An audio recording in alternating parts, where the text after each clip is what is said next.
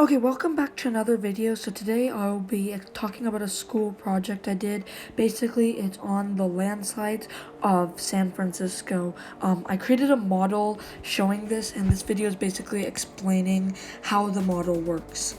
Enjoy! Okay, so what I'll be doing today is showing you how landslides occur in San Francisco. So you can see that I have modeled a cliff right here, and this is supposed to be the road. So usually in San Francisco, there's a couple factors that affect landslides. Loose soil, so this soil right here is really loose. The terrain is very steep, so I've made the slope steep. Also, there are a lot of earthquakes, so later I'll be showing how earthquakes affect landslides, and there's also a lot of precipitation. So I'll also be showing how water affects landslides. So this is what San Francisco cliffs look like before landslides.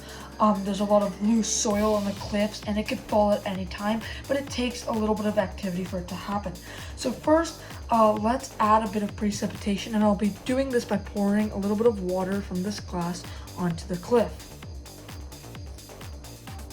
You can see that the loose soil has no stability on the cardboard, which is supposed to be like the terrain and the cliff.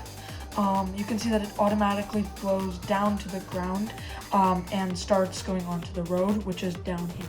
If the soil were to be planted soil, then it would be harder for precipitation to erode the cliff.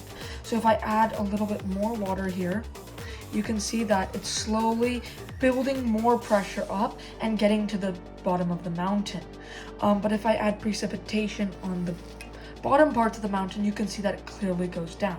But now, San Francisco has a lot of earthquakes. So if I give the box a gentle shake, you can see that some parts of the cliff start to move, and slowly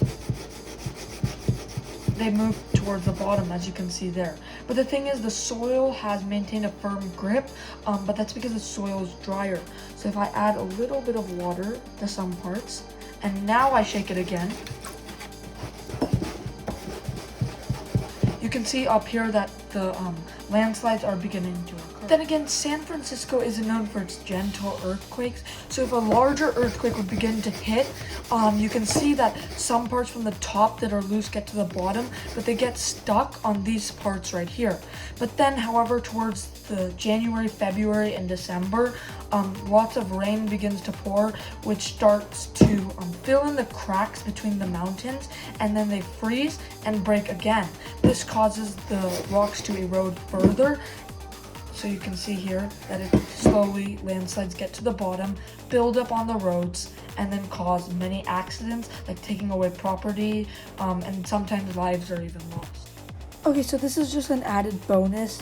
It's a sketch that I drew to plan the experiment out.